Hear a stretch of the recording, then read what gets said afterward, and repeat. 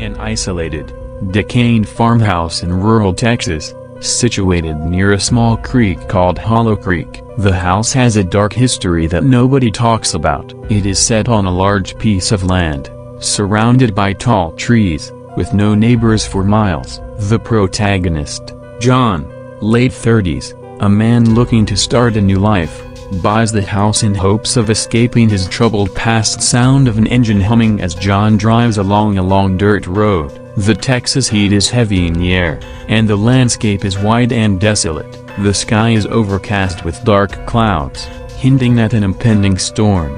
John, to himself, with a slight smile.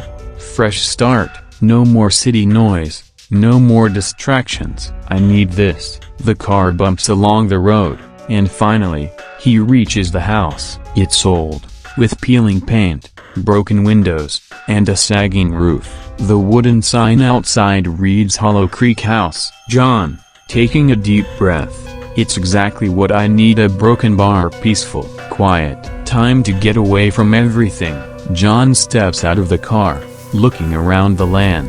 The wind is strong, causing the trees to creak and sway. He grabs his bags and heads toward the front door. John walks inside the house. It's even more rundown than he anticipated. A dusty furniture, old pictures, and the smell of mildew in the air. He sets his bags down in the hallway and starts exploring. John, smiling to himself, needs work, but I can handle it. As the night falls, the house feels eerily quiet. The wind outside howls louder, and a storm begins to brew. The temperature inside drops, and John, feeling uneasy, lights a candle. The creaking of the house settling is the only sound he hears. But then, he hears something faint, a soft scraping noise, as if someone is dragging something across the floor upstairs. John, pausing, looking up. Did I hear that right? It's just the house settling. He walks upstairs cautiously, his flashlight illuminating the dark corners. The sound stops as he reaches the second floor. The house feels more oppressive, and the temperature drops further. He goes to bed, but as he lays there, the scraping noise starts again, louder this time. A distant whisper follows, too faint to understand. John, whispering to himself, nervous. Okay, what the hell is that? He tries to ignore it, covering his head with the blanket, but the whispers grow louder. Levy a broken bar, levy a broken bar. The bed begins to shake, and John jumps up in a panic.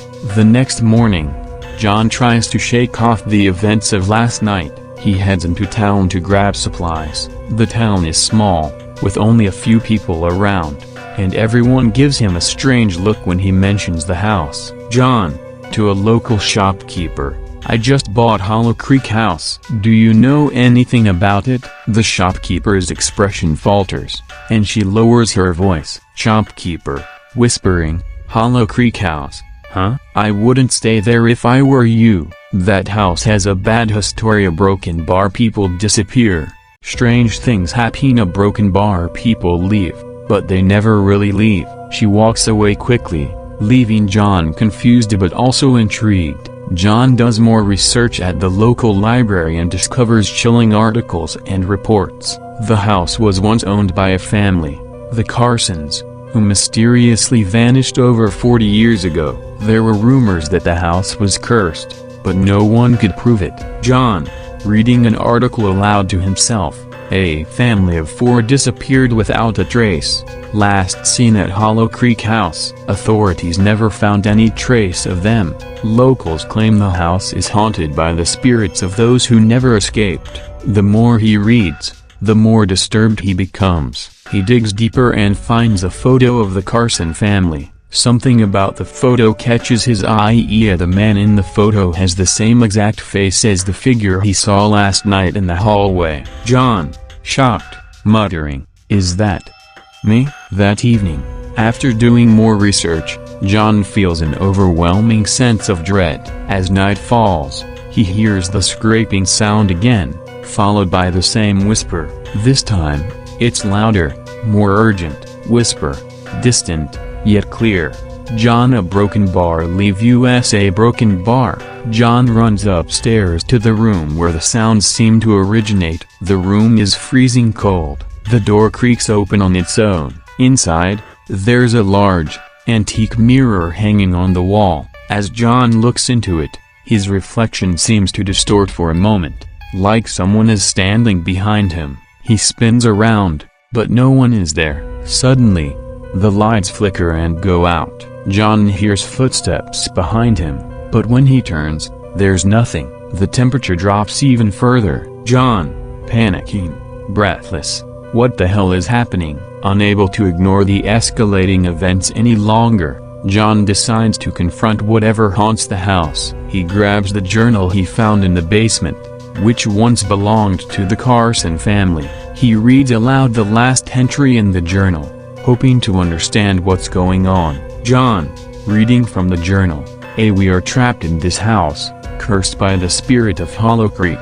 We cannot leave, for the house keeps us here, feeding on our fear. The more you try to leave, the stronger it gets. But if you stay, it will consume you. As John finishes reading, the house seems to come alive. The walls begin to tremble. A low, guttural voice fills the air, overlapping with whispers and cries for help.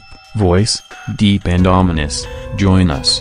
John, a broken bar. You will never escape. Broken bar. We never did. The house seems to shift around him, the walls twisting and closing in. He hears the footsteps again. This time, they're coming toward him. He turns around to see the figure from the photo, now standing in front of him, its hollow eyes staring into his soul. John realizes the trap that the house feeds on the souls of its occupants, trapping them within its walls. The Carson family was never able to leave, and now it's his turn to be consumed. Desperate, he rushes to the front door and tries to open it, but it won't budge. The house is locked in place. John, yelling, fighting against the door. Let me out, please. I don't want to be here. The figure of the Carson family appears behind him, their ghostly hands reaching out to grab him. John, in a terrified scream, no, I'm not like them. But it's too late. The house pulls him back into the darkness, his screams echoing in the night. The front door slams shut with a loud bang. Months later, a new couple arrives at the house. They smile at each other, unaware of the house's dark history. They carry their bags into the same door that John once tried to escape from. The camera zooms in on the house. The same scraping sound is heard, followed by a whisper, faint, distant, join us. The screen fades to black.